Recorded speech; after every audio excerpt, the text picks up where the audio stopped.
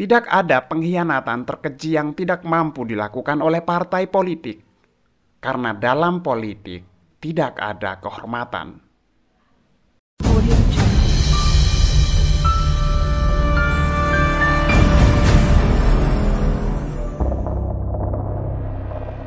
Nama Mahfud MD kembali masuk radar bursa bakal calon wakil presiden pada pemilihan presiden 2024 mendatang. Setelah sebelumnya ditawari oleh Partai Keadilan Sejahtera untuk menjadi bakal calon wakil presidennya Anies Baswedan, kemudian kubu Prabowo Subianto, kini pria kelahiran Pulau Madura 13 Mei 1957 itu disebut masuk dalam deretan tokoh yang diisukan akan mendampingi bakal calon presiden Ganjar Pranowo di pemilihan presiden 2024. Memang sejak pemilihan presiden 2014 silam, Menteri Koordinator Politik Hukum dan Keamanan ini tidak pernah absen menghiasi daftar nama bakal calon wakil presiden. Yang menarik, semua pemberitaan yang menyebut namanya dalam bursa calon wakil presiden ditanggapi dingin oleh Mahfud MD. Bukan tanpa alasan, Mahfud melakukan hal seperti itu. Pada pemilihan presiden 2019 lalu, secara mengejutkan ia dijungkal pada detik-detik terakhir menjelang Jokowi mengumumkan bakal calon wakil presiden yang akan mendampinginya. Peristiwa penjungkalan dirinya dari bakal calon wakil presiden pilihan Jokowi dan PDI Perjuangan tersebut selanjutnya menjadi sangat menghebohkan setelah Mahfud MD dengan segala kejujurannya menyebut jajaran elit di kepengurusan pusat PBNU adalah biang keladi dari itu semua. Dalam laporan majalah Tempo edisi 13 Agustus 2018 bertajuk Faktor Keramat Raya di Pelataran, Jokowi dan PDI Perjuangan memilih Mahfud MD karena dua faktor. Pertama, karena kedekatannya dengan pemilih Islam, dan kedua, karena keberaniannya merespon isu soal polemik gaji badan pembinaan ideologi Pancasila, di mana Mahfud MD duduk di dalam jajaran kepengurusannya.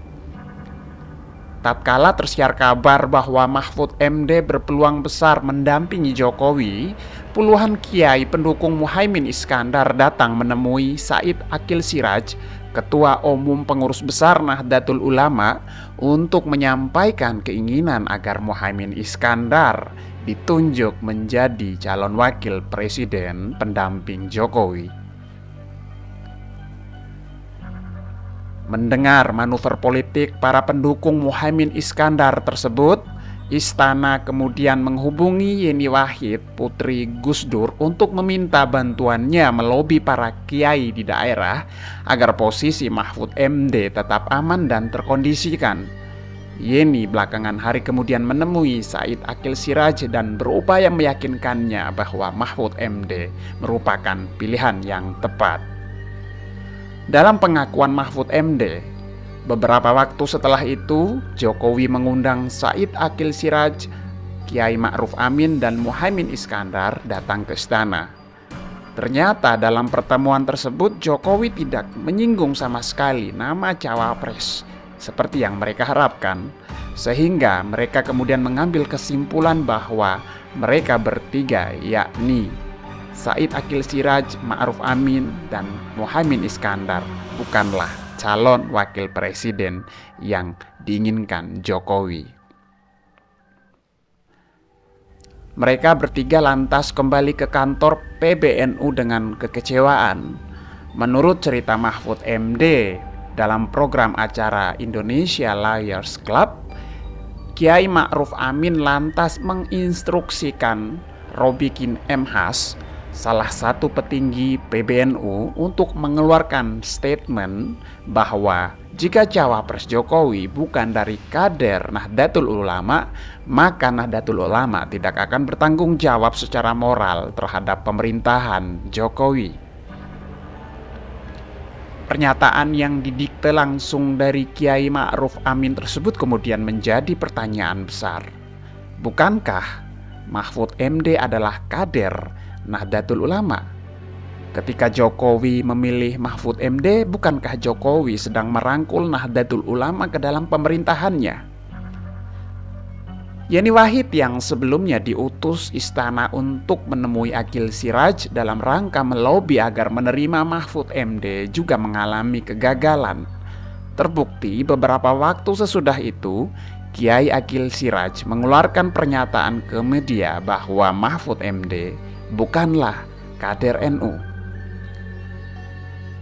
Statement Kiai Ma'ruf Amin via Robikin M. Has dan pernyataan Kiai Aqil Siraj tentang Mahfud MD bukan kader NU kemudian mengubah arah pilihan politik Jokowi dan partai pendukungnya di masa injury time. Beberapa jam sebelum Jokowi mengumumkan nama cawapresnya pada tanggal 9 Agustus 2018, Mahfud MD dihubungi pihak istana agar menyiapkan kelengkapan seperti kurikulum vitae dan tetek bengek lainnya untuk keperluan deklarasi. Pada pukul 16 di hari yang sama, Mahfud MD sudah bersiap-siap di sekitar tempat deklarasi menunggu panggilan.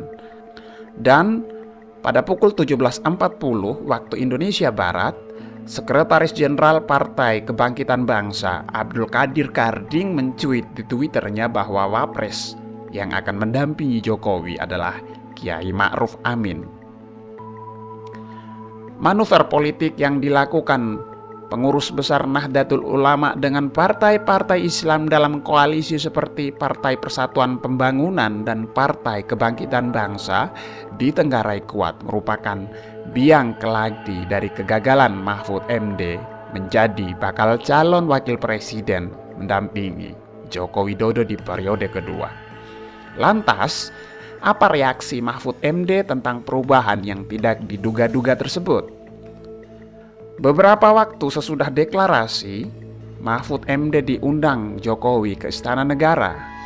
Keduanya membahas persoalan deklarasi, di mana Jokowi dan PDI Perjuangan memang sejak awal kesengsem ingin Mahfud MD jadi wakilnya, namun harus batal karena manuver beberapa partai politik koalisi.